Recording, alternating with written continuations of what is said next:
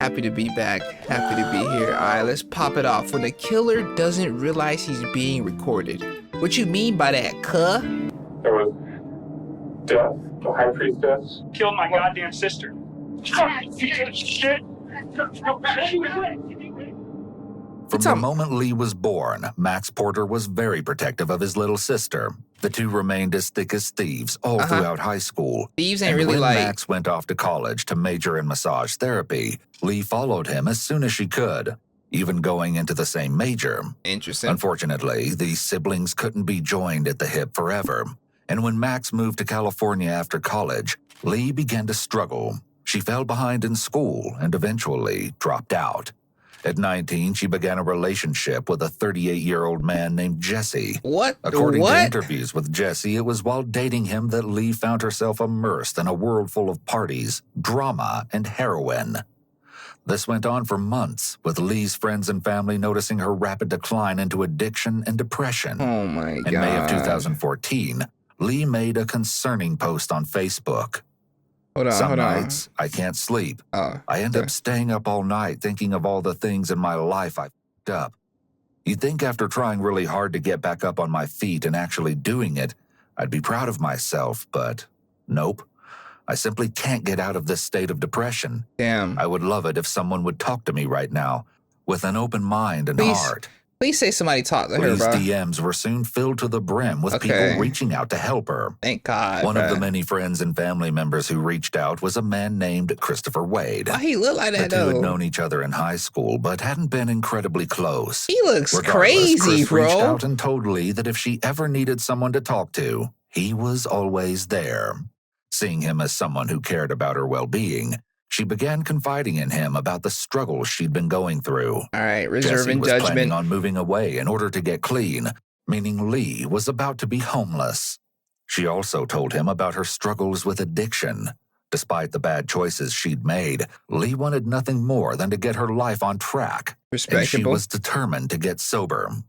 Eager to help his friend, Chris offered to be her accountability partner on her journey to sobriety.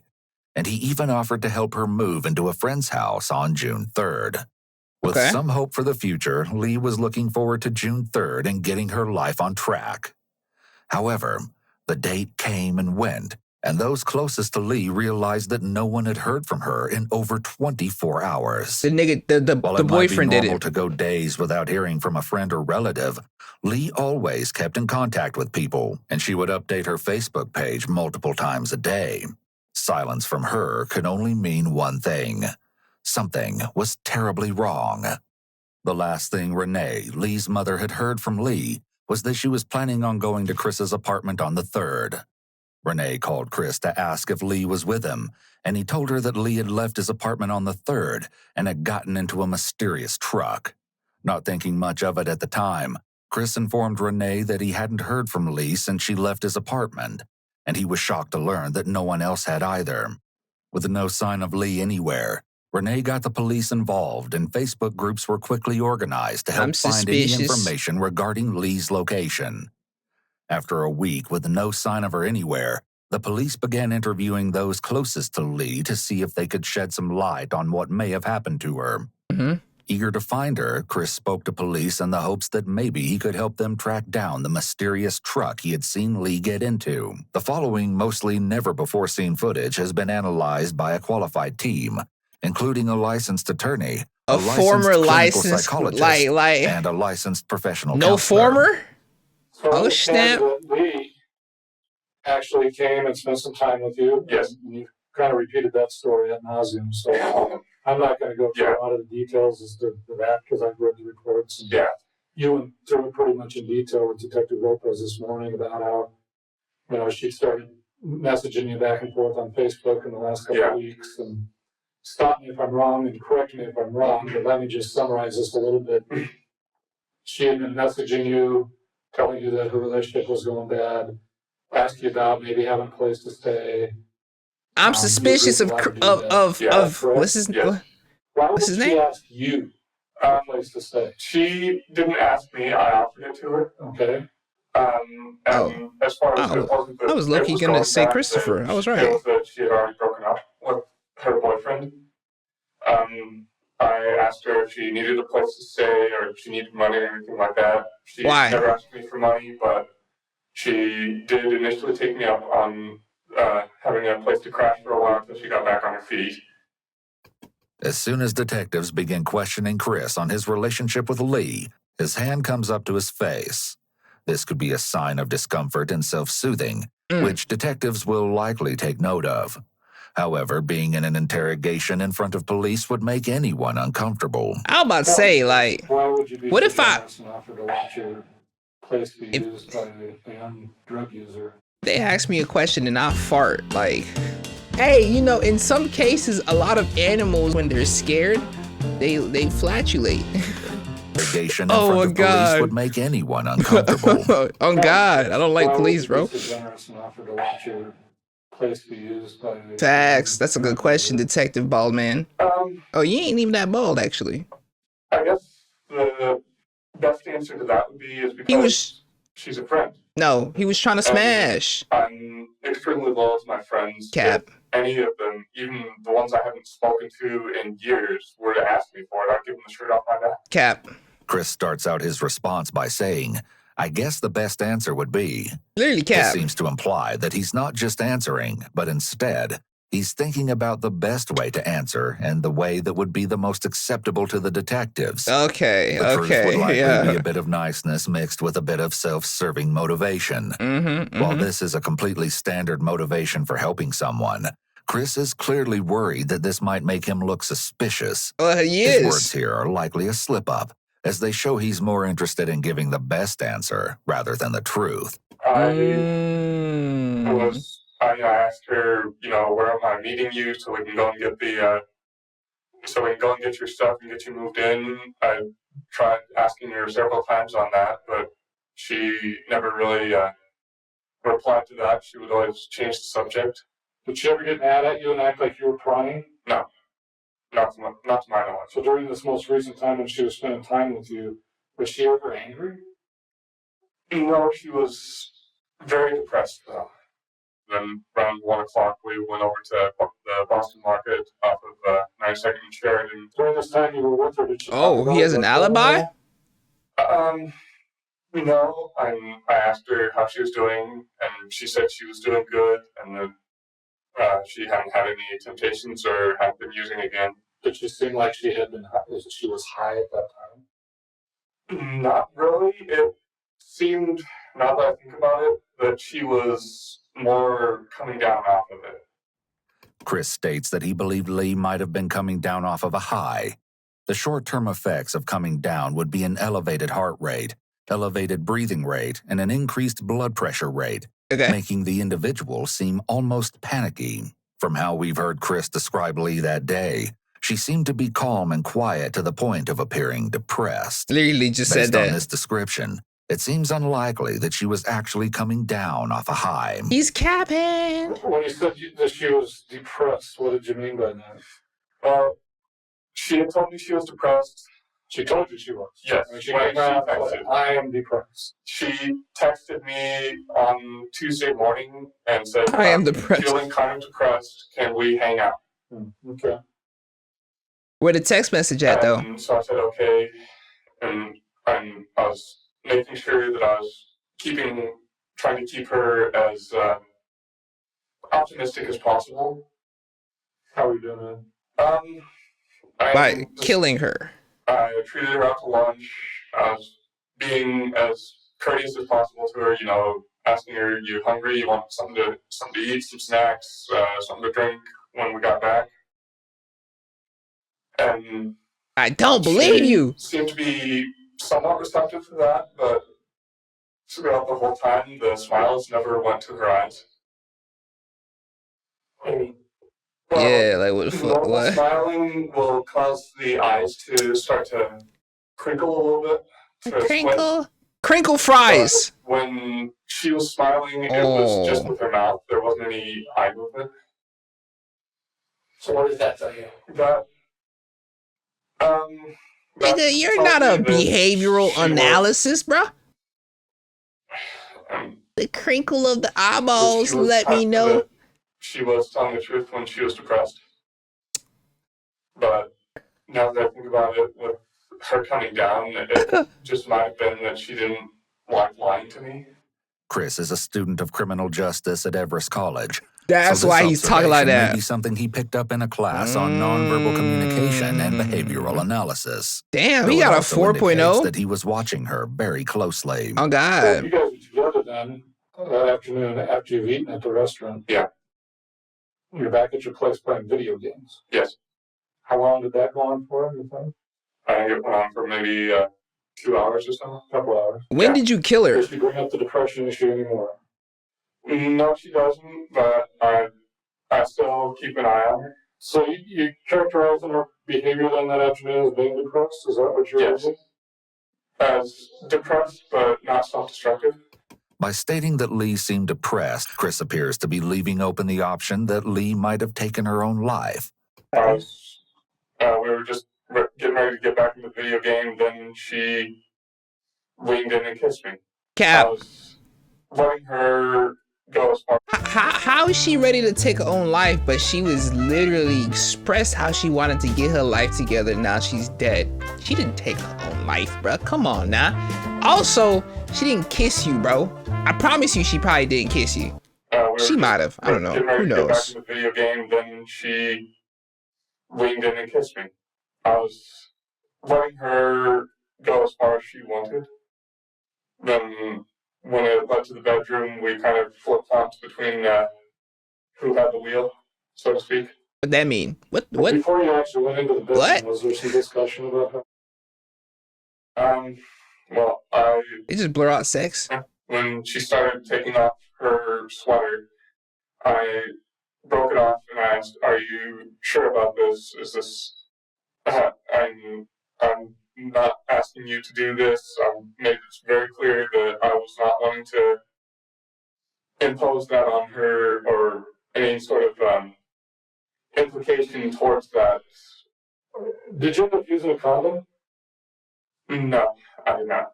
So she didn't ask you to, and you didn't have one of these. I offered to, but she said no. What? Was there ever any concern on your part that maybe she'd been pretty active? Oh, this nigga kind of loose, bruh. No condom? And that's always a possibility with anyone you meet, but you don't care. You know what I'm saying? That didn't really occur to me till after. But I was just trying to get his nut off. That's doing dope and no place to live, and well, it seemed to me from my discussions, and I know I'm saying that a lot, but it looked to me from the way she was wording things and the way she was talking that she hadn't really gone that far to get drugs. And I got sort of a confirmation from this. what? What is he talking about? Boyfriend who admitted to using with her for a while, but then started cleaning himself up. That she didn't really like the idea of paying for something. Although the detectives don't know it yet, this statement from Chris would later play a vital part in their investigation. What statement would Afterwards, she just asked, "You know what, I'm tired, can I just pass out for a while?" And then about, I don't know, an hour and a half after. As he speaks, Chris has been engaging in a lot of face-touching and Oh, stroking God, behaviors. This kind of continuous movement can indicate doubt or uncertainty. The person might be unsure about a particular idea, question, or situation, and the repetitive gesture could be a self-soothing or comforting behavior used to manage stress or discomfort. Occasional chin stroking wouldn't necessarily be suspect, but Chris has constantly had his hand to his face throughout the interview. It's been like almost an hour and a half. Let him know that, yeah, I had a guest over and that we were not decent. Chris appeared to cover his mouth here. This could be an indication that some part of this statement is either a half-truth or a lie, as sometimes people try to literally cover their lie as it comes out of their mouth. That's funny. What did she say? Oh. Well, for the most part, she was asleep in my bed. Then afterwards, I was out there. I was out in the living room. We were talking. Who? And I were talking. That's my roommate's name. then Don't give a she damn said about that something nigga, I that guess. caused a light bulb, and that, and I started thinking, and she had that bag with her that she didn't let leave her side. If she went out to get something from her car, she would bring that with her. What kind of bag are you talking about?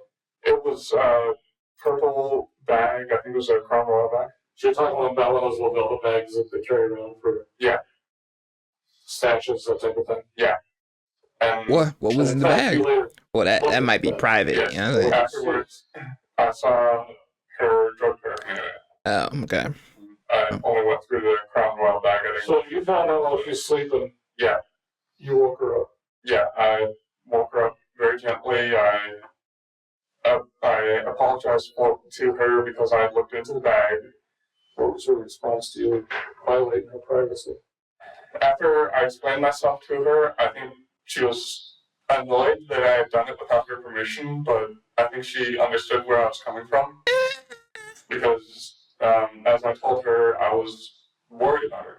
So I just wanted to make sure that she was okay. Notice the change in pitch and rushed way he says okay. Yeah. Make sure that she was okay. Interesting. He's not being very forceful with the word, as if he knows she wasn't okay. As well, deceptive people often engage in what is known as emphasis. Emphasis could include many behaviors, with one such behavior being repetition, where the deceptive individual repeats a key point or phrase that supports what they want to instill in the listener's mind. In this case, Chris is repeatedly mentioning how he's a nice guy and was very gentle to Lee. Yeah, he is even when painting he was himself waking her up and brilliantly, confronting her about like her potential drug use. he's such a great guy. I woke her up very gently. Very gently. It's possible that there was a time when Chris was not so proper and gentlemanly with Lee. That's what I'm getting so to. he may want to emphasize this supposed gentlemanly side of himself in order to hide his darker side. After I woke her up, This nigga don't feel like she a still real seemed person, kind of bro. depressed, but not as much. So So that you woke her up to confront her about the Yes. drug paraphernalia. I did what I don't normally do.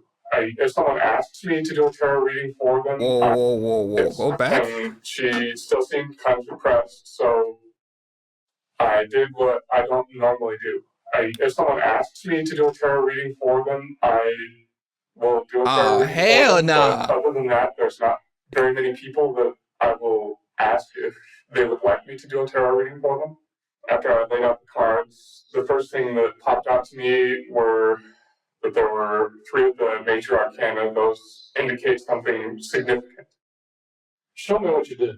Okay, well, I mean, it's better if you show me and explain it because I'm completely lost. Notes about some of Chris's past tarot readings would eventually make their way into the hands of law enforcement. His entries clearly express just how seriously he took his interpretations of the meanings behind the cards. One note in particular was especially ominous. It read as follows: The Devil Reversed. This is a curious card to reveal in this position. The devil represents the base nature of man, the primordial chaos as opposed to the reasonable order. Okay. The devil is known as the sin card, representing sex, murder, lies, deceit, trickery, and other such things. You can blur out sex, It is unclear which meaning but is you right. can say murder. Based on the position and the reversal, it could mean that I must stick to the straight and narrow. Transversely, it could mean that in order to get the results I desire, I must do something morally wrong. No. In time, it seems the meaning behind the card became all too clear for Chris. Or it could just mean I'm going to get laid. Wow. Like, bro, this man, it's crazy how like folks is really ruled by like their horniness. Don't get me wrong, sex is fantastic. I mean, I wouldn't know. I'm a virgin. It's like, bro, is that all that there is? No. It seems the meaning behind the I don't card think it means became that, all bro. too clear for Chris. The card That I was used, ominous I as hell. What? I'm about 95% sure on what the other 3 were. 1 out of There 100. was Death. Of course there was. There's always the High death, bro. Priestess, the 3 of Cups, Ace of Wands, and Judgment. Hey, I don't play about. Overall, I told her that this was one of the more optimistic readings that I had ever done. A lot of these cards Literally almost all these cards, death accepted, are very positive cards. They don't have any sort of, not necessarily negative meaning, but the negative meanings that they do have are not as significant as as she would come to physical harm or anything like that. So you told her it was an optimistic reading? Yeah, so I told her that based off of, what the cards were saying, as well as what she had told me, that this, though it may not seem like it at a good time, is actually going to be very good for her. Following this statement, Chris can be seen rubbing his face, which is another sign of his possible anxiety and lack of confidence. Detectives then pivot and begin asking Chris for more information regarding the mysterious truck that supposedly picked Lee up that day. Yeah, who picked her up? Contacted her and left either a message or the phone notified her, gave her a notification. How would they have even known where she was at? Honestly, I thought that was her ride. I didn't know if she had a car or not. Right. Because she said she needed my car to help with the storage for moving. So I thought that she didn't have a car and that she had gotten a ride up here from someone else. It wasn't until Friday afternoon that when her brother Max called me that I even realized she even had a car. This is actually a lie. Lee's car was found abandoned at Chris's apartment complex. Not only does this show that Chris is being dishonest, but it also calls into question why Lee would get into a mysterious truck. Bro, if he's her been lying vehicle from was the with jump. her. Had Literally she from been the planning on coming back? That's a good question. I ain't gonna lie. She would keep that bag with her at all times. When she went out to her car. Oh.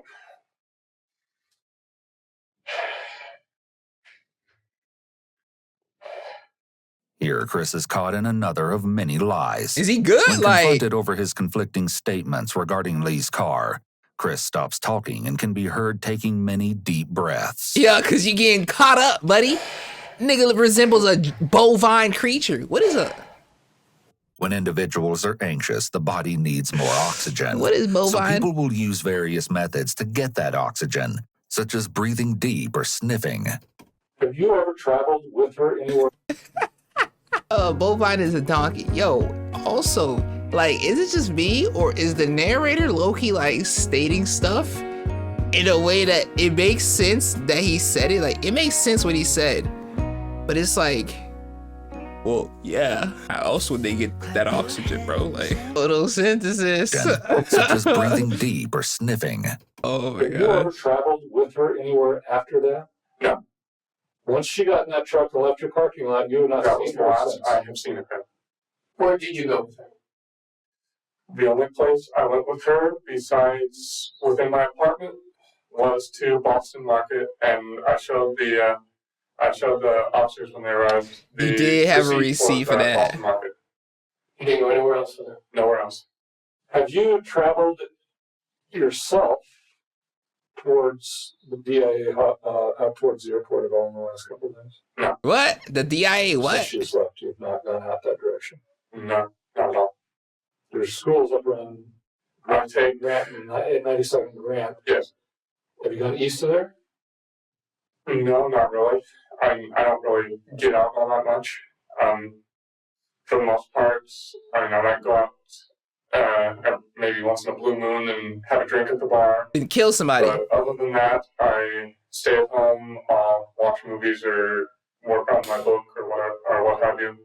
So who would be to get a What printout have you? from your phone's provider? Who's your phone provider? TrackPhone?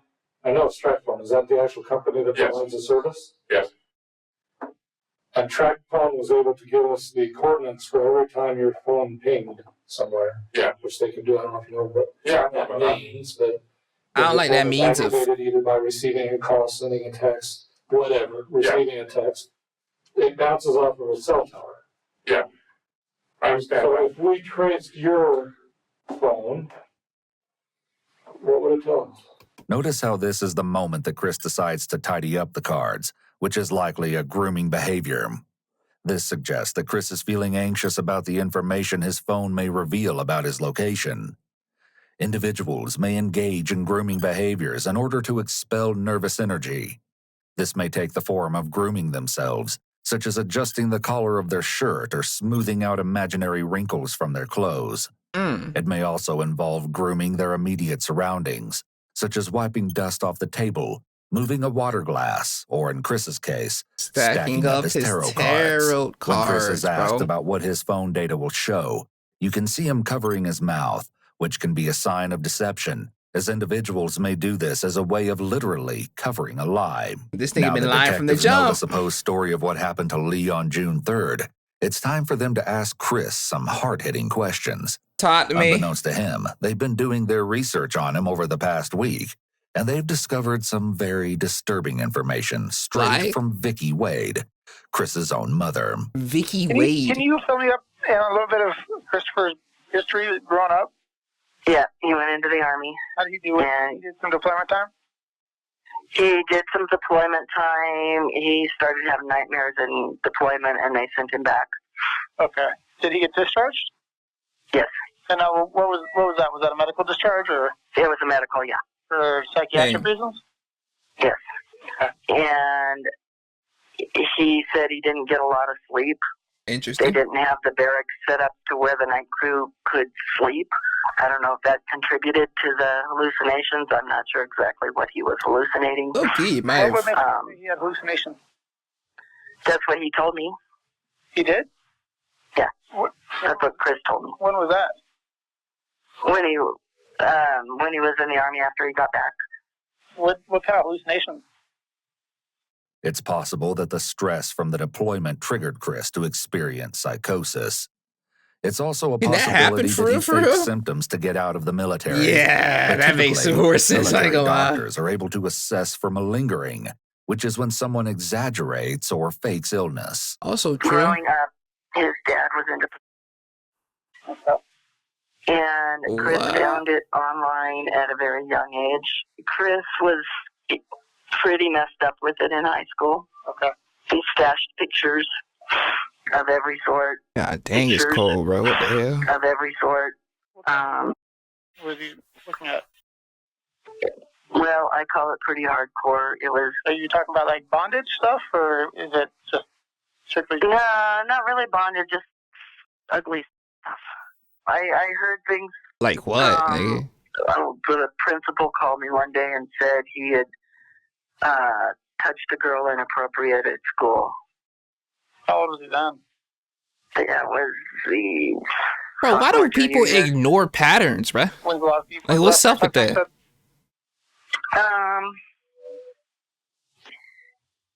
The last time... Well, it might not be a pattern if this is his first time, but is that not an indicator of something? Like, I would think the jit tripping off rip, and that would be a forever thing. You know what I'm saying? We talked was a week ago. He was home not this past weekend, but the weekend before. And he's got a new girlfriend, and we were talking about that, and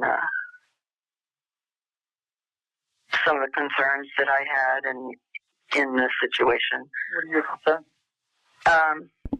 Well, she told him that she wanted to talk to me.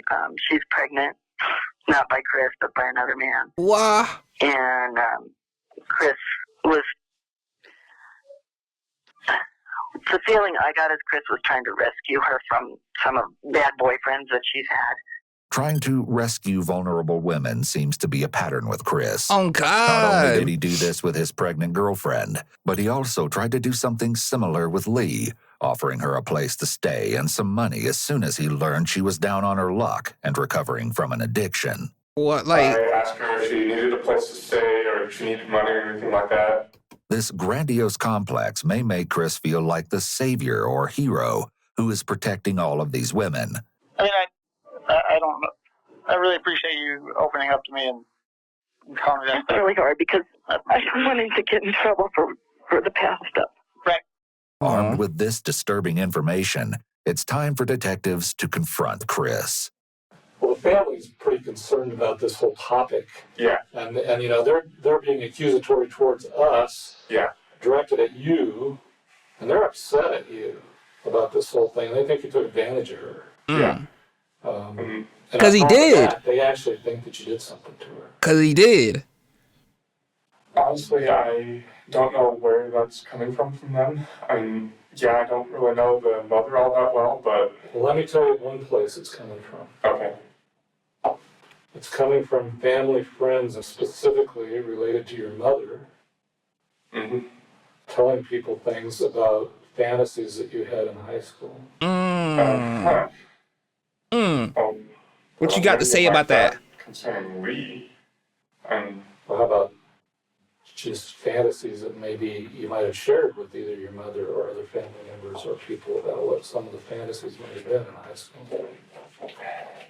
Honestly, my fantasy life is private. I keep that completely separate from my Not when it's killing my folks. normal life. Most people do, but this was enough that it was actually, it's out there. We have people telling us now that you had fantasies in high school of wanting to kill women and bury them in the woods. Ooh. He said that he went out one night. Wait, he just said that. And we didn't know it, and he went to some girl's trailer and went in with the intention of kidnapping her and taking her out in the woods. Bro! The dog started barking or something, and so he got scared and left. Like, I understand you, his Did mama. he say what his plan was to do when he kidnapped that girl? Murder her? He was going to take her out in the woods Oh. What would he do? and kill her. From how she describes it, it seems like Vicky heard that her son was experiencing the desires of a serial killer and did nothing to intervene or get him help. I ain't gonna lie, Vicky. While the incident with the girl in the trailer Hell, was Mom, 5 to bruh. 6 years Well- ago, it's like Here's the thing, Loki.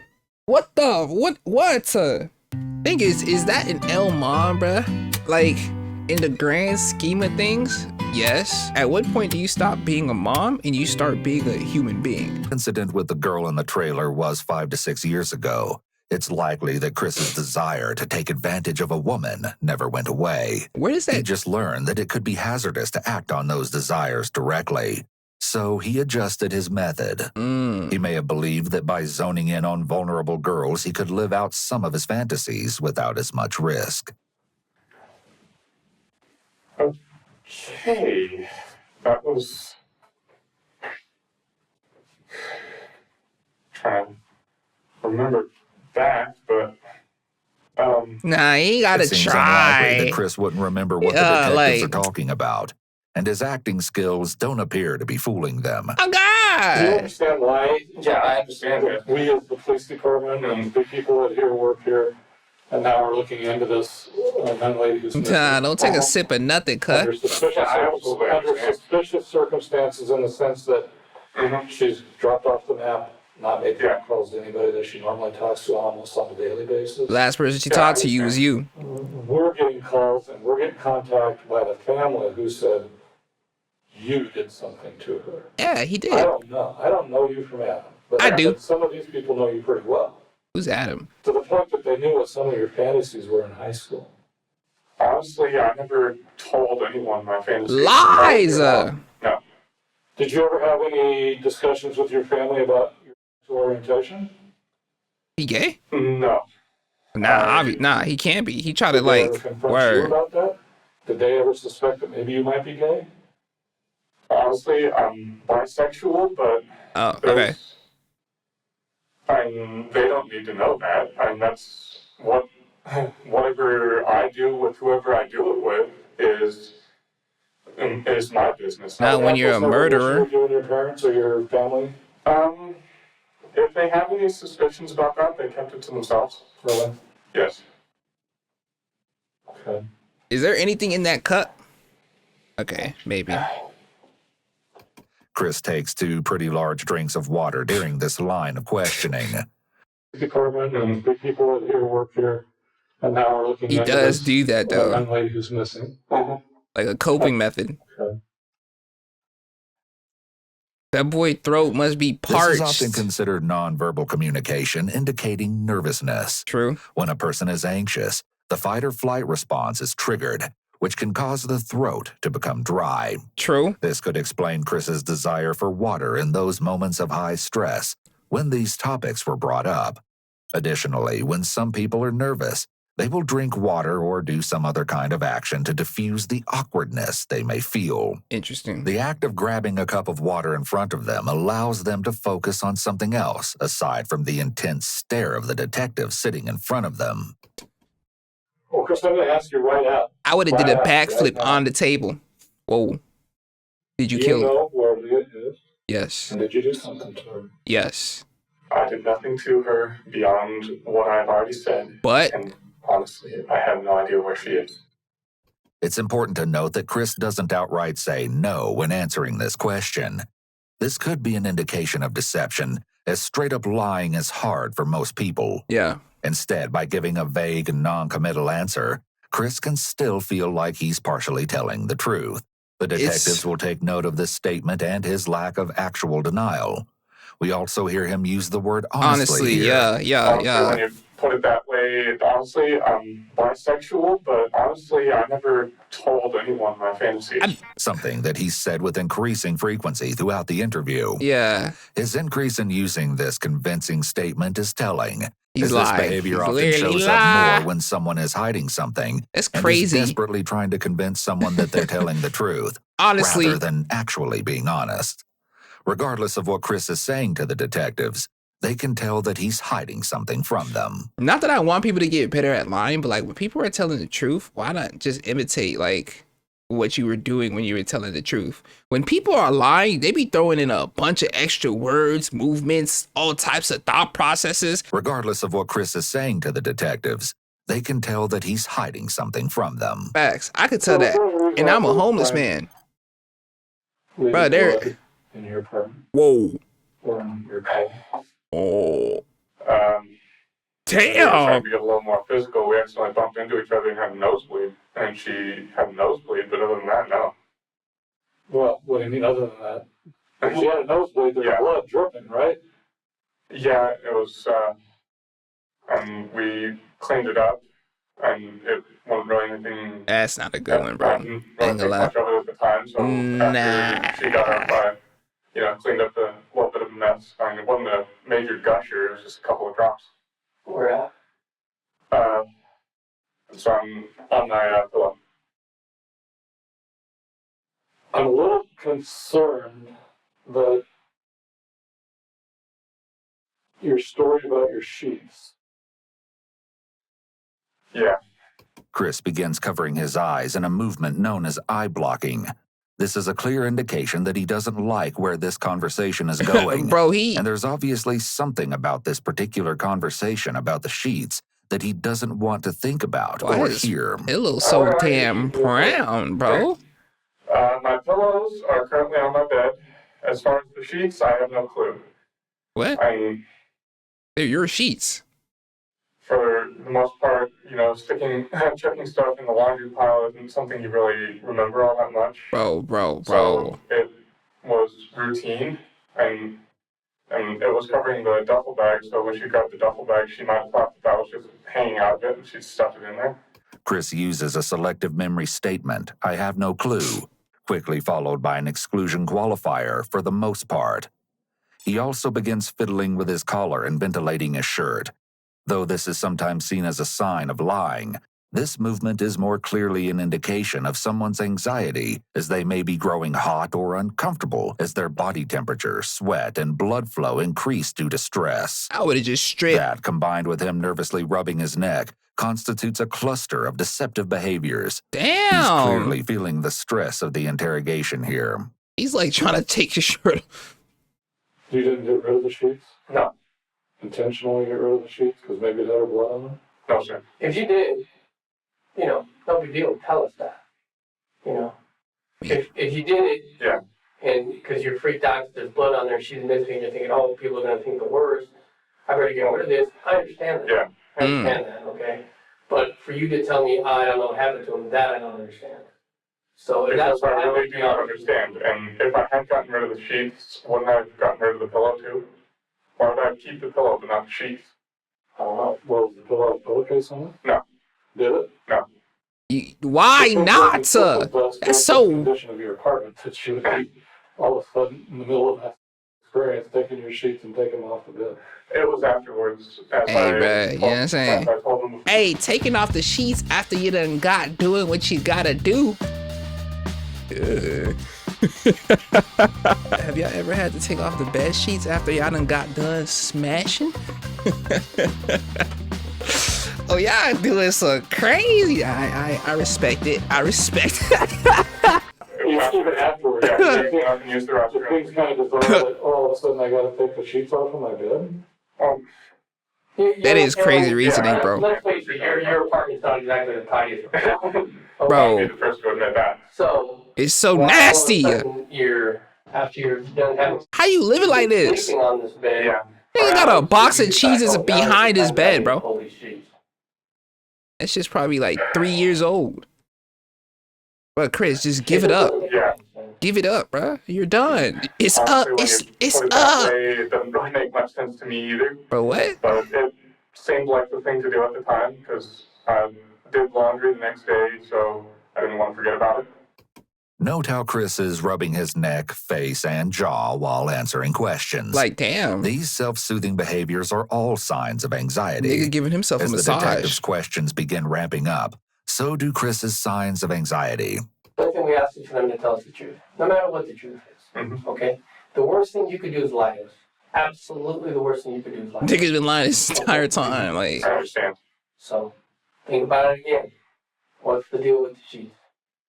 they're not letting up on the sheets, bro. Your breath stink. I can smell that shit from here. You murderer. I'm about to go off on you.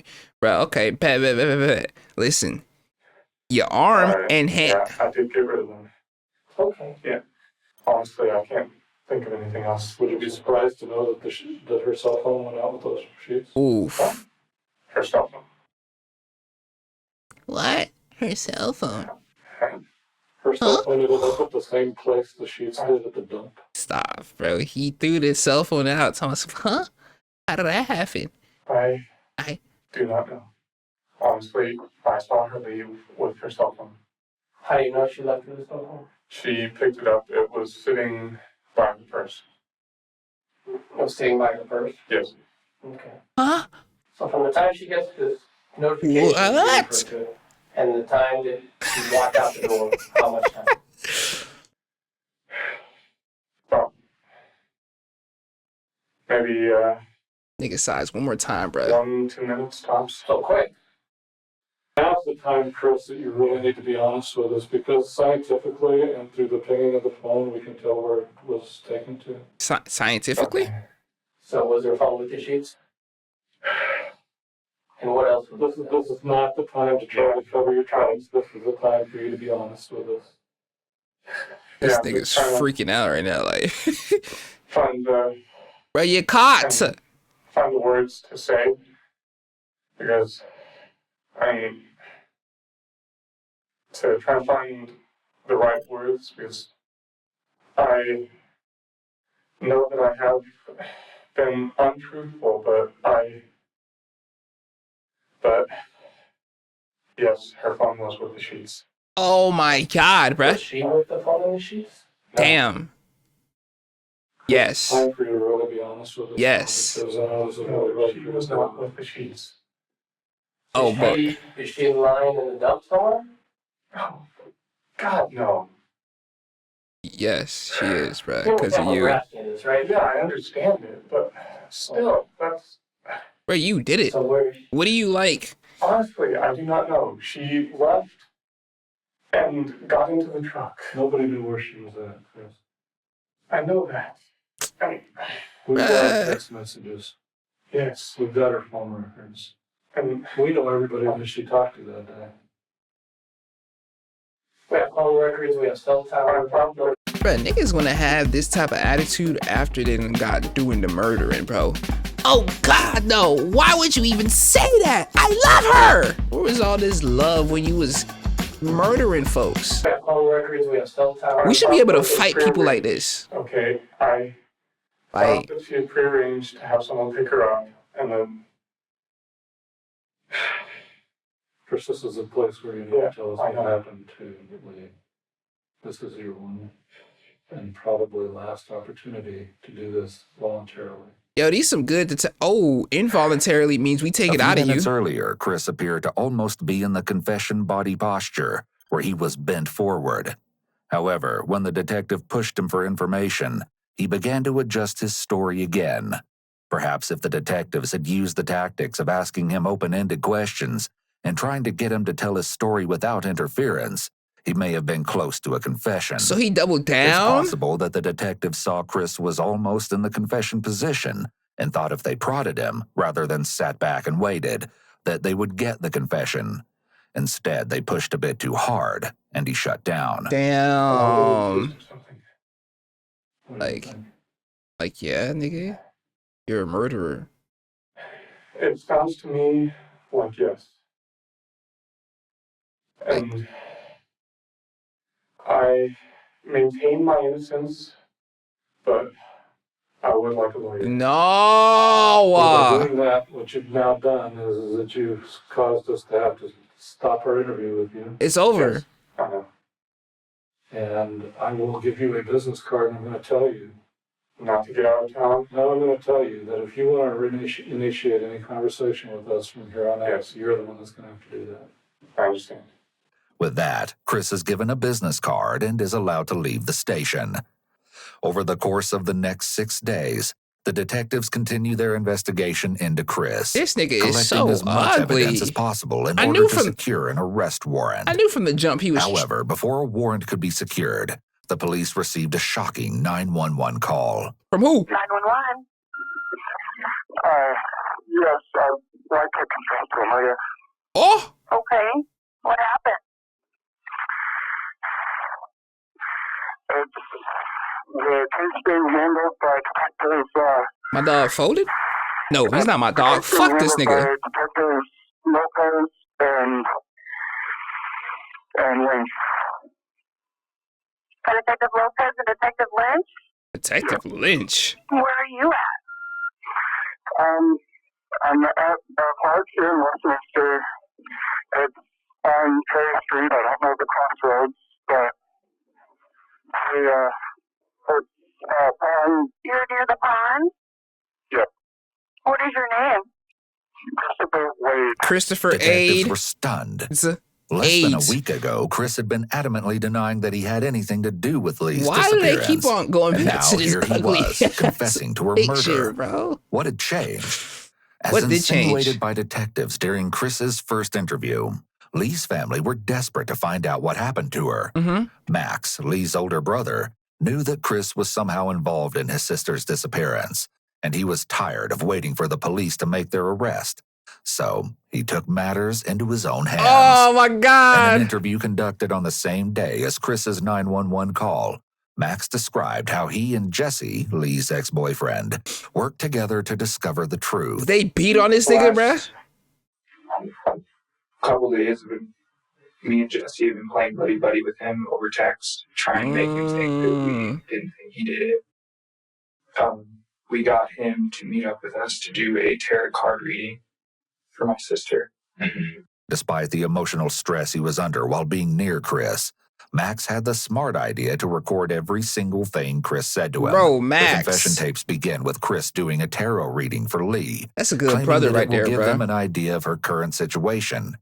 This isn't the best reading, the best omen for a reading I've done, but it is fairly positive. I don't see any indication of anything who would want anything or anyone who would want to harm her or physically impede her in any way. Except you. But I do see that when she's coming out of this, she'll be the better for it. How? I don't know about different, but I think that she will be a changed woman when she comes out of it. It's the only card that has any bad, I guess you could say bad omen would be the Two of Swords. The Five of Wands is a neutral omen, but it indicates paranoia, so she might be feeling really scared right now. Oh. But the Three of Pentacles and the Lovers are both very positive, as is the Six of Pentacles. The way this nigga So talking is pissing me off. I would Only say change she's gonna go through is from living to dead there's because of every you, chance bruh. she'll that when she's found, it'll be safe and sound. It's possible that one of the reasons Chris enjoys doing these tarot readings is because he's able to get people to listen to him and pay attention to him, something he never got in high school. I don't give a and damn about likely what he's hasn't talking gotten about. much of as a young adult. Rightfully It can so. also give him a sense of power over others, as some people make decisions about their life utilizing these readings. And it's another way to make them do what he wants. So Chris, This nigga don't look like he blink, one bro. more favor to ask of you. Okay.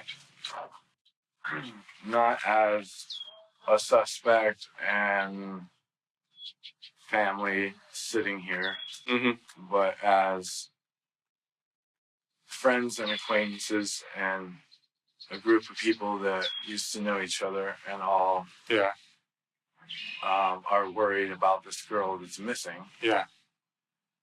Instead of me and Max, maybe badgering you with questions, would you just tell all of us as friends, like once and for good, like just what happened that day while she was there, when she got to your house, and just what took place? Okay. For our peace of mind. All right. I'm confused why you told me you can't talk about all this. And you're talking about all this. Put some it's pressure good on, that- Max. It's good that you are.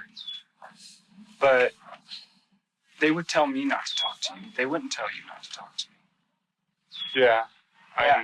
You know. Yo, Max, I like you, bruh. It's hard to explain. No, it's not, nigga. Things that go on in my head sometimes The moment to he's- someone else, but Chris, your stories, they didn't add up at all. I would have been beating on Not this nigga, one. bro. I ain't gonna lie You to told you. different things to other people. Yo, the self-control and restraint. No, actually, in order to get my answer, I would have held calm. But the moment he admitted to it, my sister passed away because of a drunk driver. I found that drunk driver. Let's just say it's a good thing that I had friends with me, and even then. Hey, bro, it's a shiesty world out here, bro. to Oh someone God. else, but Oh God. Chris, your stories, Chris, shut the hell they up. didn't add up. No, at all. actually, just tell the truth. You told different things to other people. Facts. If you had something not to hide, you would have Actually, told the not truth facts. I don't know if all the that's time. true, but I'm going with Max, so Why did you facts. keep things back Why the did first time you told this story? I will be going forward with the police about this. I haven't yet because I'm trying to find the right way to do it. So What? this is the right way, right? yeah, now. This is it. right way. This is it. I know. But what I say right now, it's going to be very hard. But until I come forward with them to it, it'll be within the week. I swear to you. Bro, But I'm gonna have to ask you to keep it to yourselves until then. You tell me right now what happened to my sister. yo, You know man. what happened to my sister. Yes, You know if she's alive or if she's dead. You know. I do. Unlike in my original story, afterwards, she wasn't tired and didn't ask to pass out. She tried to use that to manipulate. Redacted. Why is it redacted? She wasn't yelling, but What? she was Manipulate very what? earnest. And she grabbed the knife that I keep by my by my bed, and when we go back, I can show it to you. What happened with the knife? She grabbed it and pulled it out and tried to attack me. Bro, stop. He's lying Saying that- still. She would stop attacking me I'm not taking if that. I agreed to buy drugs for her. I don't know, but there was desperation in her eyes. Ah! Don't do that, dude. She There wouldn't is- do that, Chris. Stop lying. She wouldn't I'm do not that. Oh lying. She wouldn't God, do that. Keep Max. going. I'm sorry. Yeah. I'm sorry. I'm just over. I am not lying. Okay. She thrust at me twice. Oh my I God. dodged the first one. Then Max is I not grabbed feeling her that, hand bro. on the second. And when she thrust again, I turned, grabbed her, then stepped forward and twisted her around so that her body was in between me and the knife. And then I placed my hand at her throat. I didn't start squeezing until after she kept going. I said, we can end this right now. There will be I won't say anything to anyone. Just please drop the knife. And I'll let you go. You can get dressed. You can leave and go wherever. And she said that she would stop when either she was dead or if I agreed to buy her drugs. I told her I did not want that. I told her straight up to please stop and get dressed and go. But she used both of her arms to push against me with the knife, trying to cut my arm to get me to let go so she could keep attacking. So I started squeezing on her throat. There's no way Chris could have positively known Lee's intent in that moment. Like, what? It's also worth noting that Lee was only 90 pounds, making it hard to believe that Chris was struggling to overpower her and get the knife. Come on, bro. This is what makes his story sound just like that. A story. Not even a plausible He's one. decided that the only way out of this is to claim that anything that happened to Lee was in self-defense. Honestly, no, you're not speaking honestly. I thought that her muscles would relax when she went unconscious and that I could gradually move the knife away and let her go and let her regain consciousness. But that didn't happen. I've been running through my head trying to figure out why. She kept on fighting and fighting. I kept on telling her to drop the knife and I would stop. Drop the knife and I'll stop. You can, and I will leave the room. I'll be waiting out in the patio. You can get dressed. You can go. I'll stop talking to you completely. But she kept shaking her head no. Adrenaline was rushing through. I didn't see her stop shaking her head. But such a disgusting place to live in, bro. She was still pushing against my hand. So, but then it was like a rubber band snapped and it just went completely lax. And it took me completely by surprise. And I ended up cutting her. It wasn't very deep. It was about an inch and a half cut along her sternum. That took me completely by surprise, and I dropped her. She landed on the floor. I turned her over to check and the line is pissing me off. I ain't gonna cap to you. She would not, bro. On her throat because I had just been grabbing there, so I didn't think I could get a clear reading off of that. So I checked her wrists, and when I didn't find anything there, I checked under her arms and then the inside of her legs as well. What? And I keep going back and thinking I could have handled that better, but I just panicked. Although many had suspected it already, this was the first time Lee's death had been confirmed. Jesus, bro. After she went limp, and I checked the pulse and didn't find anything. So you couldn't call the cops, though? You didn't. Honestly, I was like bring her back, or did she? Well, hold on. Yeah. What happened after she went limp? After she went limp, and I checked the pulse and didn't find anything. I'll admit it, I flat out panicked. After I was coherent enough to start functioning again, I'll admit it, I wasn't rational, and how about you admit what you did? Like, I should not have. Like? I should not have done it, but I covered everything up. Just like we saw with his initial interview, Chris is back to using convincing statements. I'll admit we can hear him nigga. using statements like honestly and God's honest truth in order to try and manipulate everyone into believing him. That shit never works, It's possible bro. that one of the motivations behind this confession is that it's possible he knew the police were on to him, and it was only a matter of time before they arrested him. He may have wanted to test out his self-defense story on Lee's loved ones to see if they believed him. If they weren't buying it, he would then have some time to adjust his story to make it more believable for police. Chris likely had no idea that he was already being recorded. I took her body. This is admissible in court, right? Like, I put her clothes back on. Then I laid her on my bed and covered her in a blanket while I was trying to figure out what to do. I didn't wrap her in them or anything like that. I put a bag over her head. Why his hairline look like that? Like, just because even though I kept whispering to her, I'm sorry it came to this, Lee. I'm sorry. I'm sorry. You put a bag I was over her sobbing head. it to her while I was doing this. Bro, no you weren't, my nigga. I felt really, I felt guilty over what. No, you do not. happened. You literally don't. After I got rid of her, I didn't want the smell to attract anyone. And Hey. those odor control trash bags, so. You see bro, that's crazy. I really didn't want nothing to happen. I feel so bad about what happened to her after I got rid of her. What? The change in that was crazy to me, bro. That nigga Max he's like this close to just saying, fuck it. Like, I promise you, bro. After I got rid of her, I didn't want the smell to attract anyone. And they were those odor control trash bags, so I figured I'd lay a couple over her. I put a bag over her head, and then I placed 2 on top of her. Concealing the victim's face is often done for a few different reasons, but in this case, the only likely reason is due to emotional detachment.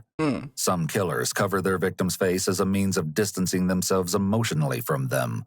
By concealing the face, they might create a psychological barrier to dissociate themselves from the person they have harmed, making it easier to commit the act. Due to Chris's pedantic speech, it's hard to tell if he's being honest.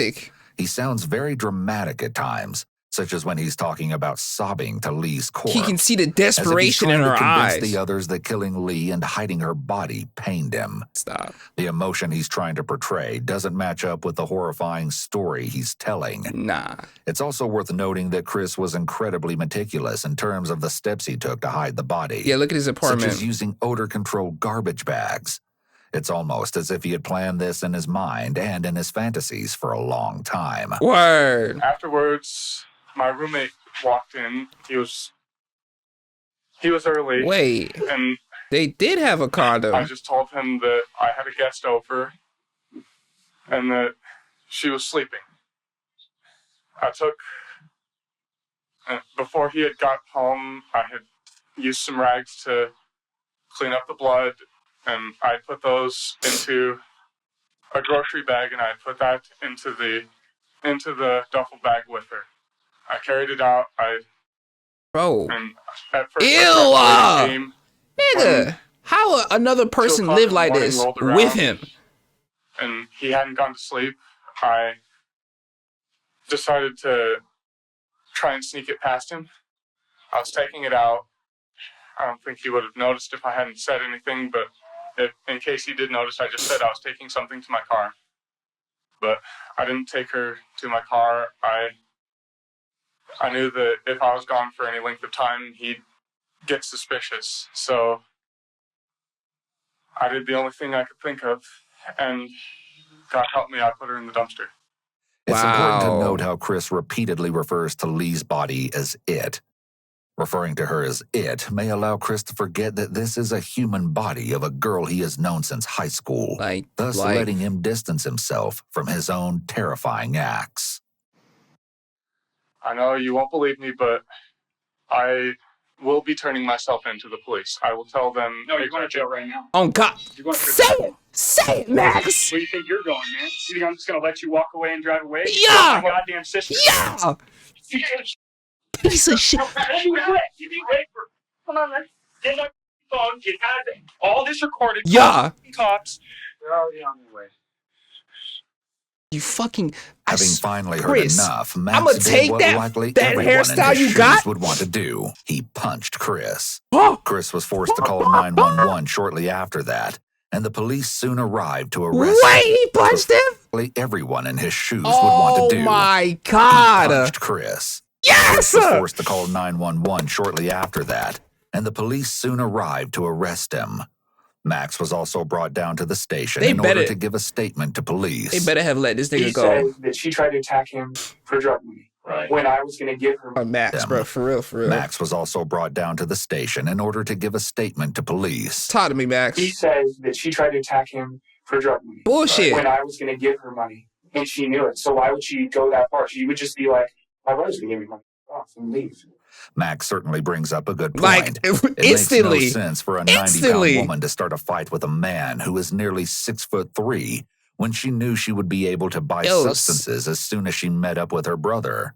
The first time I talked Some to of him, y'all don't told me believe I'm the 6 feet, bro. Do thing. I She look came over, short? They talked. She fell asleep. He looked through her purse. That found crazy? Paraphernalia, not heroin itself. That's a lie.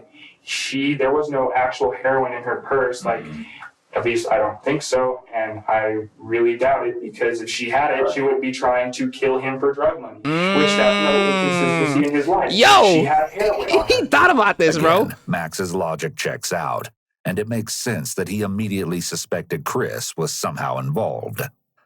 Aside from pointing out the issues with Chris's story, Max also points out inconsistencies with Chris's character. Like what? During his initial interview, Chris made sure to emphasize how much he loved his friends and how he would be willing to sacrifice anything for them. I knew that was Cap. However, Max's interactions with Chris show a different side of him. I knew it was Cap. One thing that specifically pissed me off is because he messaged me and he was upset that the media went to his house.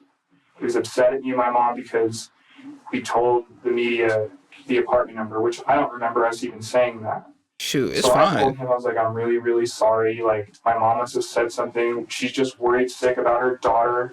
You know, like, come on, man. And he's just like, and he says, well, tell your mom thank you for all the migraines she's given me.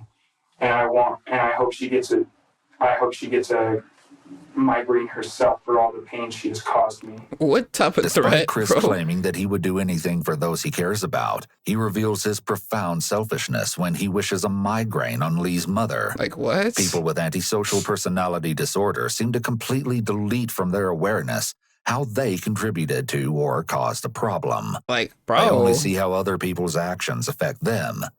Chris's insistence that he is a gentleman despite clearly not acting like one could also be an indicator that he has significant grandiosity and narcissism. Oh yeah, 100%. Something that is very typical of people with antisocial personality disorder. But this narrator it's possible that declares Chris believed everybody himself to be superior to other guys, i.e. the bad ones who mistreated girls like Lee and his own pregnant girlfriend. This is, of course, a paradox because Chris had long developed desires to kidnap, assault, and murder. Like, how you make that like distinction in your brain? Like, I'm not one of them, but I'll literally kill you. But I'm not one of them though, but I'll literally murder. Like, it's ridiculous. It's shame. Like, why these niggas built like that, bro? Why the mom ain't say nothing? This is not good. How is a narrator's voice like this? So how long have you known? This is in Canyon City in the mountains. We all knew each other. I've heard of that, yeah. This is how she knew him. I mean, how old are you? I'm 21. And he was? Damn, what the? I don't know, like 22. So he was like he was one grade up. This is like a small, where it's like K through 12, basically. Though. Yeah. So how many years did you know him total? He was only an acquaintance to me. I never really hung out with him. But it was a small enough school though, where you did. Yeah, it was just like not once did I ever like give it or anything like that. I wasn't that kind of kid in high school. It's just like I talked to him sometimes, but I never like was like really buddy with him. You know, like he's an acquaintance, he's someone I knew at school. You know, I didn't really. What happened to your hand, Max? Oh, cause you punched the shit out. Oh, he just looked like he was creepy. Good job, Max. And good job. That was it from there. You must not have punched him right though. Like, it's okay. It's literally fine. It's fine, bud. Because I heard that he had thoughts of killing a certain girl while he was in high school, and I wanted to confirm it. All these plans to assault girls demonstrates that Chris was a ticking time bomb. He looks Sadly, his worse. verbalized desires were not taken seriously. Typically, when a person has such morbid thoughts, it's likely not long until they act on them. Bro, I want to beat the shit out of this Oftentimes, thing. they just need to be presented with an opportunity, a situation where they feel they can get away with it. You described Chris as being creepy in high school and weird. Can you describe, the creepiness, what, things that he did that would cause people to characterize him as being creepy and weird? I seen him in high school and he looked frustrated with himself all the time. And he also, just the way, how you could just see somebody and just know that, they were just weird, Yeah, I know exactly what you're talking about. And it's hard to explain in words though. Like really weird. we all there was always that one kid in class. Thought he had a mental disability. I don't know what exactly it was, but you can kind of tell when you see him. And his mom even said that he did. He actually would think, and his mom told me this, and it totally brought back my memory of like when I did go to high school and what I did hear about him. And then he would get frustrated with girls because in his head they would be flirting with him. And I talked to everybody I went to school with, not once. Nobody for it. Damn. Not one person. Damn. And, he. Hey, you know what I'm saying? That's an ugly nigga right there. He would think that someone's flirting with him, and he would get really upset and frustrated. Mood would change all the time in high school. Like one day he's like talkative a little bit, one day he's just silent. This could be an indicator that Chris may have struggled with social cues. It's also possible that he was showing signs of grandiosity beginning in high school, and he wanted to believe that girls found him desirable, only to become frustrated and angry when that didn't turn out to be the case. This may have contributed to Chris gradually developing anger towards girls, which ultimately accumulated and led to him wanting to seek revenge against women in general for not acknowledging him. Such a weak-minded type of mindset, bro. Like, and now that Chris had confessed, I ain't gonna lie, bro. I don't understand social cues. Bro, I'm a weirdo. Like, on God, I'm a weirdo. I could talk to a tribe member, you feel me? But that's because I consider y'all like tribe members. You put me in a situation where I'm talking to strangers, I'm not going for it, bro. I will leave. Not only that, but in high school, I was ugly as hell. I'm still ugly as hell, but I snatch your soul. Don't get it twisted, cuz, you know what I'm saying? Point is, I didn't develop anger towards women because they wasn't fucking with me. That's crazy, bro. Niggas like this is weak-minded. It led to him wanting to seek revenge against women in general for not acknowledging him. Like what? With the insightful information they'd gathered from Max, and now that Chris had confessed, it was time for detectives to once again question him and get to the bottom of what actually happened to Lee. Who's this third Only nigga? This time, he has his attorney with him. Oh. Much like his confession in the park, Chris's story starts out similar to his original story. Lee came over to hang out. The two got food, played some video games, and then Lee kissed him. I don't leading believe to the, the kissing part, bro. I really don't. Like. Then afterwards, she wasn't tired, but she did try to sweet talk me into buying drugs for her. And when I told her that no, I wouldn't buy her drugs, she escalated from there, trying just regular persuasion, then coercion. She wasn't yelling, but she was very acidic in her words. Chris's nonverbal communication is locked down tight. His hands are tightly clasped, and while it's hard to be certain based on the angle, it looks like his ankles are tightly locked underneath him. Low-key, it seemed like that too, a yeah. high level of defensiveness and anxiety. He's not open to the officers at all, or even his attorney. Because he's lying, bro. Like, I tried to explain to her that this was an unplanned thing. That was her from the start. I had no other feelings for her beyond that of a friend. Then she grabbed the knife that I keep by my bed. Grabbed a knife? Yeah. From where? It was between my bed and the wall. She grabbed the knife and pulled it out. And she... I think you're really just sleeping on a mattress, bro. Like, threatening me with it. Immediately, there are some issues with Chris's story. First of all, he claims that he has no feelings for Lee other than friendship. However, according to his Facebook DMs with Lee, that's not quite true. When Lee was briefly considering moving in with Chris in order to stay off the streets, he told her she could sleep in his bed and that he wouldn't mind having a relationship with her. Damn. Lee made it clear that she wasn't interested in Chris, calling into question whether or not she would have actually slept with him, or if this is just another thing Chris is lying about. He's 100% lying about it. Additionally, Chris claims that Lee grabbed the duct tape knife he kept between the wall and his bed, considering that this was the very first time Lee had ever been in Chris's room, so it's hard to believe that she would know that the duct tape object poking out from between the mattress and the wall was a knife. Then she started thrusting it at me. It was overhand, straightforward, and I kept a firm but not too firm grip on her hand. Lee, please stop, and I'll let you go. You won't hear anything about this from me to police report or anything like that. You can you can get dressed, you can grab your stuff, you can go right now. I won't stop you. And she said, no, it was not going to work out like that. Bro, this nigga is literally chatting out his butt crack, She bro. said, Like, no, if I can't have drugs, then I want to die. It's interesting to note that Chris telling Lee he would let her go free and never speak with her again sounds more like something you would say to someone you had just attacked, as opposed to something you would say to someone who is attacking you. His hand covering his chest is a protective gesture, which would make sense as he's talking about allegedly being attacked. However, the collarbone is a sensitive area of the body, and covering it could be a subconscious, self-comforting gesture. It may indicate that he's feeling vulnerable or emotionally guarded during this conversation.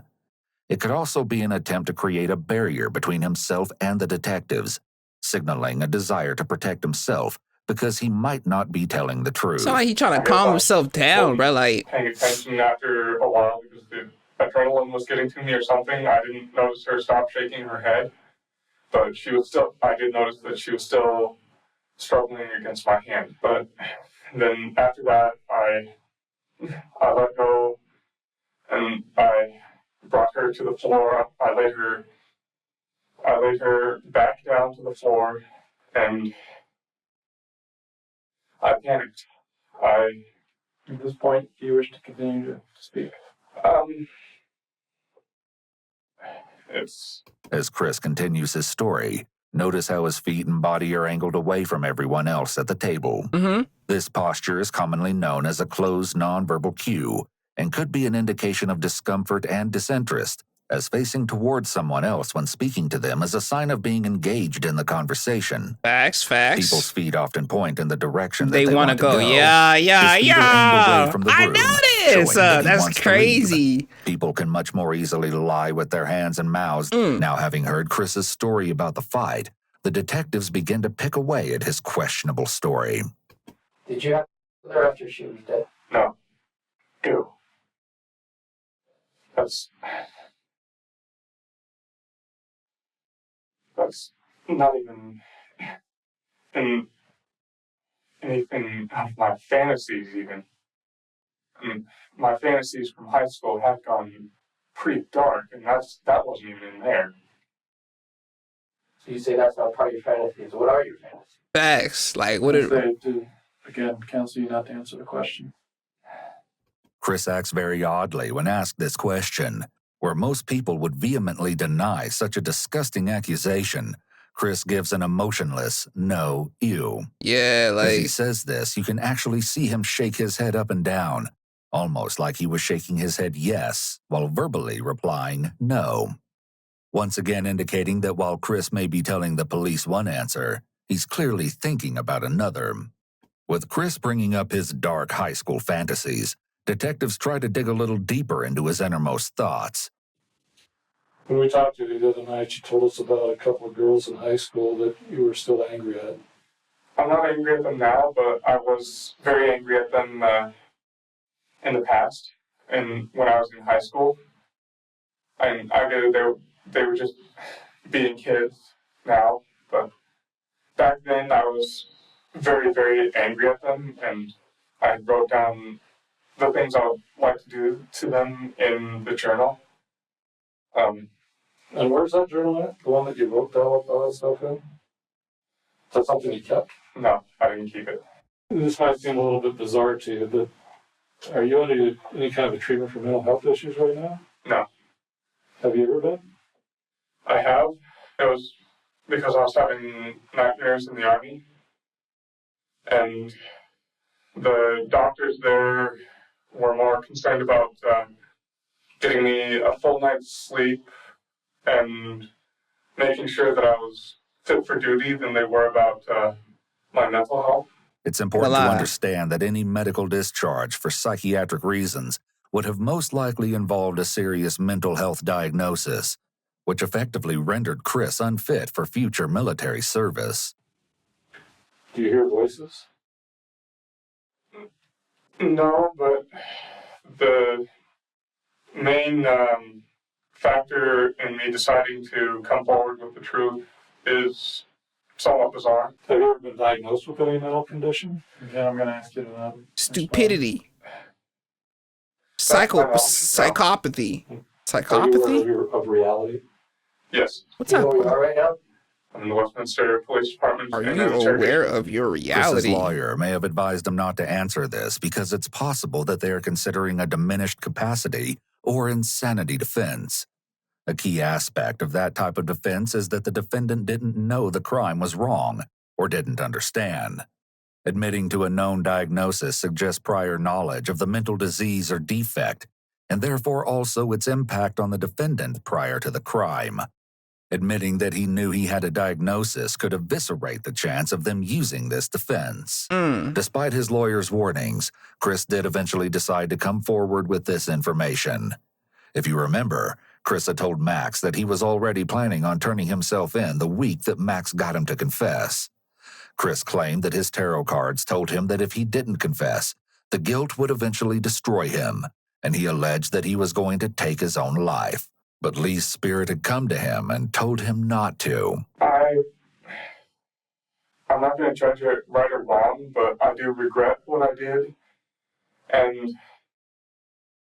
I keep wishing that I could go back and He's still trying to make himself sound like the hero. Like, this is... I keep wishing that I could go back and do it over again to try and keep that from happening. No, what you meant to say is that you wish you could go back and do it over again. You sicko. Yes and no. Nigga. Yes, because I... What's the point of the attorney then? Tell him to leave. Lied and I destroyed evidence, but no, not for her murder. What? And I'll accept punishment for her death, but not for her murder. But what? This is a very classic response by individuals with antisocial personality He disorder. just admitted that it's a murder, They though. often manage to twist stories around to place the victim at fault. As detectives prepare to wrap up Chris's confession, he tells them there's something important he needs to share with them. I'm When I confused. came in here just a second ago, you said that there were some things you wanted to add to this. Now, before I forget that, and before we not give you that opportunity, I just want to give you the opportunity to add whatever you want to. It's just that overall, I lived my life as Nobody cares. emotionless as possible, but not very touchy-feely either. It's not that I don't feel emotion, but I keep a very tight rein on it.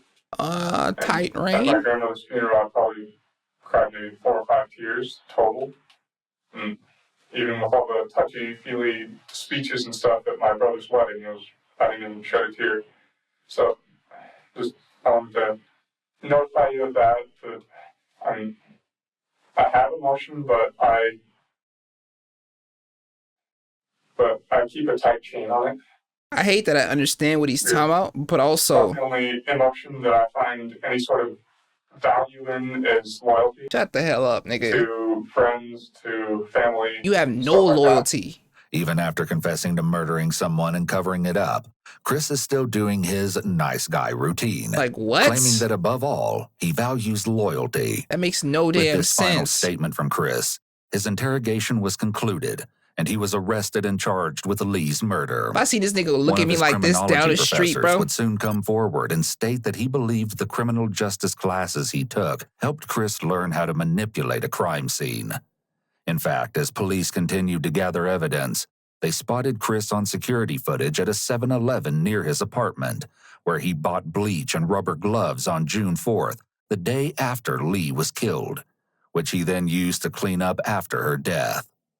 Though Chris later denied that he went into criminology to learn how to commit murder, he admitted that his classes helped him to predict the line of questioning in the interrogation room. They didn't do nothing for him. It didn't help him. Oh, God. After his arrest, Chris made a few video calls to his friends and family, and they were interesting, to say the least.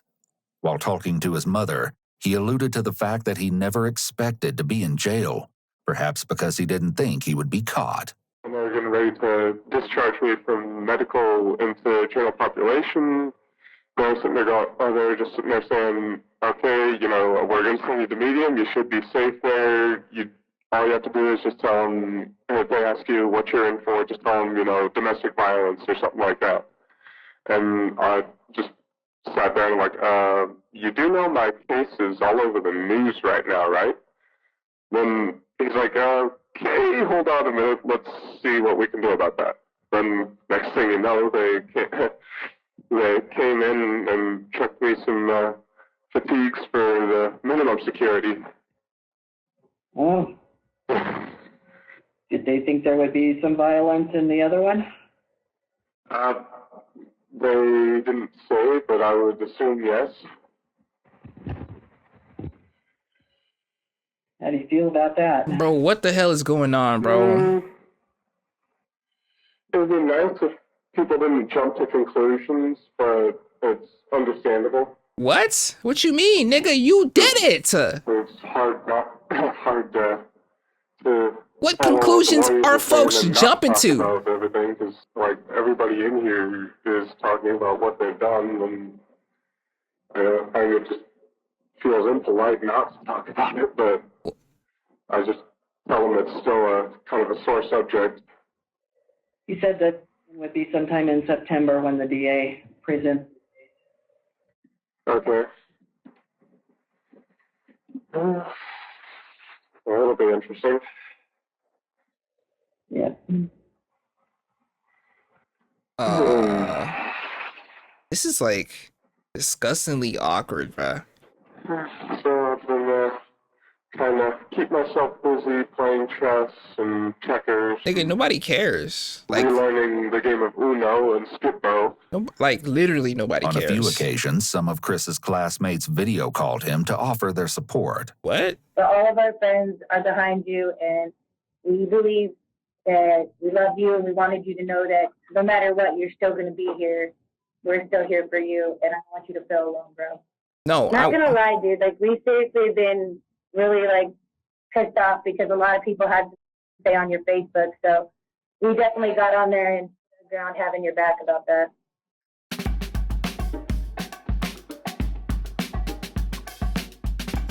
Oh, what? What do you mean you had your back? So you defended a murderer? Is that what they trying to say? I'm trying to say is that these friends, these so-called friends, weirdos. I don't know what these niggas got going on. Been really pissed off because a lot of people had to stay on your Facebook. So we definitely got on there and stood the ground having your back about that. I certainly could use a hug right now. Yeah, how does one hold up in situations like this? I can just imagine how you feel, dude. I don't know. What's going through your head? Are you scared? I'm not scared, but... Oh, what?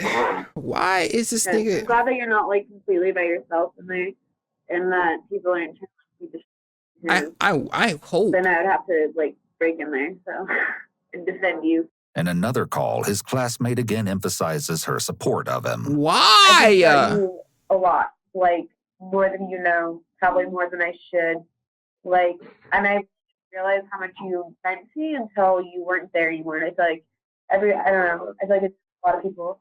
But I don't want you to think that you are forgotten about or that you're not loved. But I was already insane to begin with, so that didn't really help or hurt for me. His classmates ended one of their calls by offering Chris some advice, but only time would tell if he would actually take it. Oh, you know what the Fifth Amendment is? Yeah, we need to have a lesson here. Do I need to walk you through this? You have the right to anything you say can and will be used against you in a court of law. So shut up. Even if it's you and I know you. I know how smart you are and I know how sarcastic you are. And I know when somebody pisses you off, you get smart and sarcastic without even thinking twice about it. And that can get you in trouble. So watch your... Really? The question was, would those who knew Chris still support him after police uncovered his truly deplorable secrets? While it seemed to many that this disturbing case was finally at an end. Wait.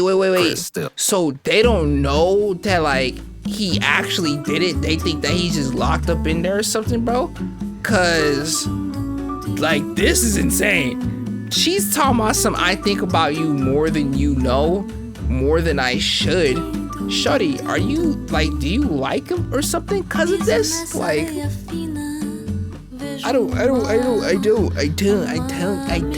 understand. I don't, bro. Like, this shit really. Loki, you understand? Hell nah, Shorty's bugging. Facts. Like, Who knew Chris still support him after police uncovered his truly deplorable secrets. While it seemed to many that this disturbing case was finally they may at an not know end, though. So Chris still had several more disturbing secrets for the police to uncover. Is he gonna tell us why the Ones pillow's that were so brown? So twisted, no one had yet suspected the true depths of his depravity. During their thorough search of Chris's apartment, they discovered a spiral notebook where Chris had written down his confession. The notebook told the same story that had already been told to police. However, some of Chris's deeper thoughts about the event were revealed. He had a packet of ham Maybe the just chilling inspiration beside behind his his bed, decision bro. to document his demented version of Lee's death in writing was derived from one of his many past tarot readings. Nigga's sick. One particular card, Judgment Reversed, may have struck a powerful chord within him. A note written by Chris read as follows: "This card represents me. I believe that the deck is warning me of a character flaw within myself, that I am gathering bad karma. Or it could mean I'm avoiding a decision for fear of the what-ifs." Apparently, he faced his fear and composed the letter. An excerpt from his chilling confession read as follows: "Before I begin, let me again offer my most sincere apologies, both for the pain I've caused because of my fear, as well as the Why pain did he I'm about change to bring by solely stepping to forward with mostly? the truth. Lee is dead." Later in the letter, he wrote, "I lied to try to protect myself out of fear that no one would believe the truth. Chris was right to feel fearful. However, nothing about his far-fetched story so much as resembled Like, what truth is he talking about? Chris makes himself out to be the victim in these pages, pondering about what Lee would say to him if he confronted her for manipulating him. He also claims that Lee used him as the weapon of choice to take her own life, showing just how unwilling Chris is to take responsibility for his horrid actions against her. Bro, this is insane. Alongside the notebook, police discovered something they never would have expected. What am Chris I appeared looking to have at? several What? pairs of underwear which looked like they belonged to a girl much younger than him. Over the course of the search, the police learned that Chris was an avid writer. Whether he was writing down the results of his tarot readings, working on the manuscript for a novel, or just jotting down random thoughts, it seemed like they were always finding a notebook or piece of paper with some writing on it. These writings all appeared to be harmless at first. However, closer inspection of one of the stories they had found proved to be more than concerning. Titled Uncle Dave, the story was written by Chris and appeared to be about a 32-year-old uncle abusing his prepubescent niece. To say the officers who discovered this were disturbed would be an understatement. Between this perverse story and the underwear that had been previously found, officers were becoming increasingly worried about how far Chris's depravity might go. As with Lee and many others his age, Chris would spend much of his time talking to friends on sites like Facebook, wondering if there could be evidence hidden away in Chris and Lee's Facebook DMs. Officers took Chris's computer and did a deep dive into his account. What'd y'all find? While the conversation between him and Lee would prove useful to the case, it was the other conversations on the account that really put detectives on edge. What? Based on the messages they were able to find, Chris seemed to have several women in online contractual slave relationships. He would find women, often from foreign countries, who were in desperate need of money. Nigga said, He I would will promise them forgive money your in exchange for explicit photos, conversations, and complete control over their lives. What? For one particular woman, Chris even made her agree to let him kill her whenever he wanted, claiming that it would be legal as long as she signed a contract stating that she was giving him permission to murder her. A message from Chris to the woman read as follows: "If I have a legal document drawn up stating that she became my slave of her own free will, I believe that would mitigate things severely." For this particular woman, Chris's message served as a reminder to refer to him as Sir at all times. Oftentimes in the messages, the women would show reluctance towards some of the things Chris would ask of them, and he would manipulate them into eventually giving him what he wanted. This is like... Having promised money to several different women in exchange for these relationships, Chris often found himself short on funds for the month and would not give the women their money even when they did follow his orders. This entire situation is indicative of Chris's sadism, as he seems to enjoy the power and control aspect of committing violence against vulnerable women. The police were horrified to discover the relationships Chris had with these women, and it was clear he was just taking advantage of vulnerable women who were willing to do anything to get money for their families. The more they uncovered about Chris's personal life, the more and more his claim that he killed Lee in self-defense began to fall apart. It fell apart before they even discovered this. Things were only going to get worse from here. My nigga! Continuing their search of his computer, the detective's worst fear was discovered. What? Chris had been looking at explicit photos of children. Yeah. Through his browser history, they'd been able to prove that he had been on several sites that hosted these disgusting photos. Bro. When paired with everything else they had discovered about Chris, detectives were able to put together a complete picture of this depraved individual. Chris preyed on vulnerability, which is why he sought out Lee with her addiction problems. Bro, stop showing me this man's picture, bruh. A girlfriend who had become pregnant and was abandoned. And, most disturbingly of all, defenseless, powerless children. What are you looking at? Unfortunately, despite the information given by Chris, Lee's body has never been found, though some of her clothing and her bag were eventually found in the local dump. Chris was eventually charged with first-degree murder, assault, evidence tampering, and the possession of inappropriate photos of minors. Realizing that he was looking at spending the rest of his life in prison, Chris supposedly cut a deal with prosecutors to plead guilty to second-degree murder and exploitation of a child in exchange for having the rest of his charges dropped. What that mean? With this deal in place, Chris was sentenced to 48 years in prison. He gonna be out by 60-something, bro. Rest in peace, Leah. Shouts out to Max. Shouts out to them detectives. I want y'all to put in the chat, Chris is a loser. You know what I'm saying? Just so that it can be known publicly forever that he is a grade A loser. Alright, enough of me. No, seriously, enough of me. It's been your boy, Tribe Loui. Good day, good afternoon, good night, good evening, good morning, and most importantly, but unfortunately, oh, it feels so good to be back, bro. Oh, snap. Goodbye. Goodbye. It's the end, leave a like and share it to your friends and your kin, When I post a video, I'm gonna need y'all to attend, Thank you for the view, but I ain't done with you. 2023, I'm about to be Jordan with the flu, Yeah, join the tribe, Yeah, join the tribe. I'm gonna need y'all to subscribe.